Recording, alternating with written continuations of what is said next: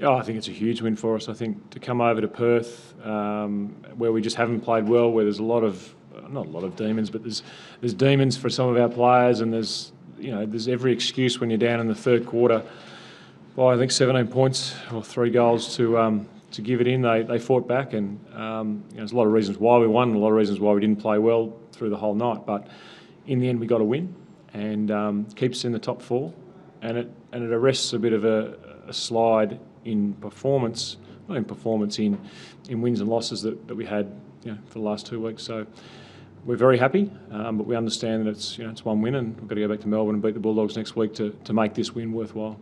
How important were A, the 2 goals in the last minute before three-quarter time, and B, the effort of your captain after three-quarter time? Yeah, well, I mean, firstly, to kick goals late and put you back within 5 points, I think gave us a lot of impetus for the rest of for the next quarter. It meant we weren't too far away, that we just needed a couple of scores to keep us going. Michael's goal, I thought, on his left foot was terrific, and his goal kicking since he missed a couple against Sydney, and the work he and Matthew Egan have put in has been terrific, and the work Matthew Egan has put in with the whole squad has been exceptional.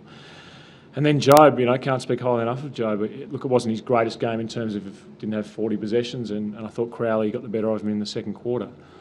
But often when you get beaten and you fight back, they're the best performances, and he just kept fighting and fighting and fighting and willed his team over the line.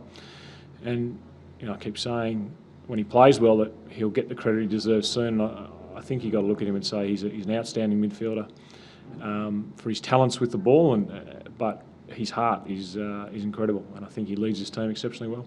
What changed in the fourth quarter for you to totally take control? Look, I think we moved the ball better, and we were very safe with the ball in the third quarter.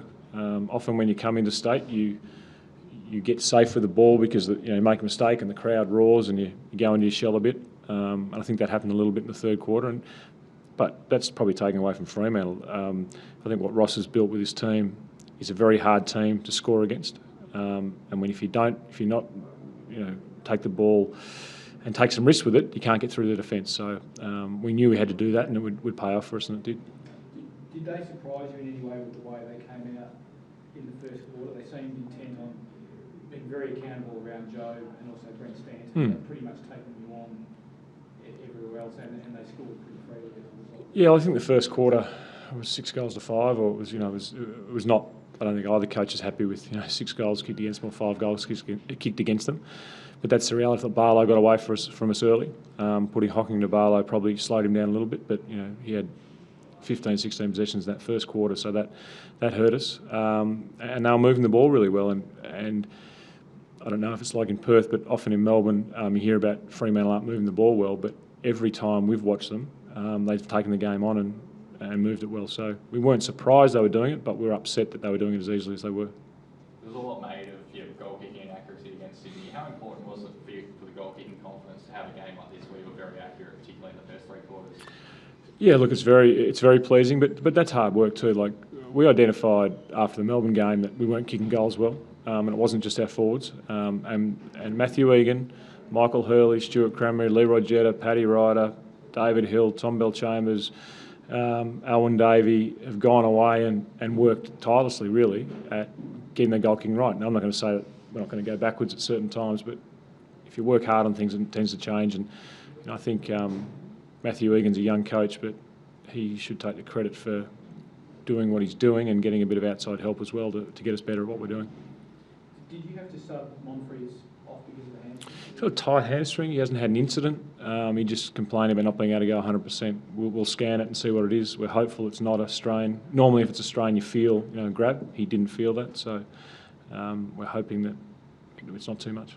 And Hurley left the field at some stage to get strapped in. He got a knock on his wrist. Came back on, it's fine. He just wanted it re-strapped, and there wasn't everything they needed on the bench to strap it, so they took him off and got that strapped properly. Be one of the better games we've seen Hurley with him imposing himself on the contest from the word go.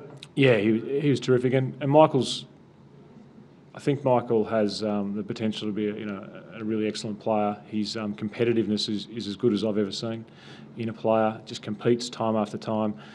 unfortunately for him, he didn't get the pre-season he wanted, then missed 3 games with a hamstring. So he was taking a while to get into form. But when you're a competitor like he is, and I talk about Job with his heart, and Michael's right up there as well, these guys that want to be successful and keep working hard, they will be successful. And not every week, but hopefully we've got enough of those players in our team that gets us up there and with a chance. There's been a fair bit of talk about whether you're best served with Hurley as a defender or as a forward. Was tonight a pretty emphatic answer to that question?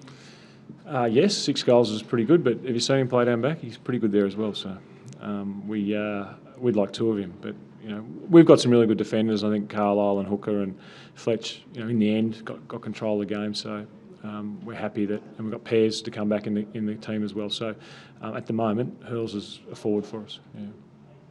Corey, what do you think Hurley out there on the field playing alongside him? Oh, he's just an amazing presence to be out there with, to play alongside him. He's just awesome. He's going to give 100% every time, and he just brings the ball down and it gives us opportunities, which is just good. But his actual presence out on the ground is amazing.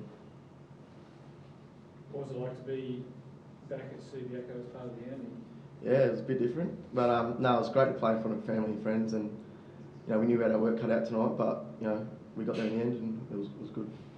Had a fair few Bomber fans there. Yeah, we were following. We got a few WA boys in the team, so that probably helps. But yeah, they come to noise in the last quarter, which was good. So that was really good.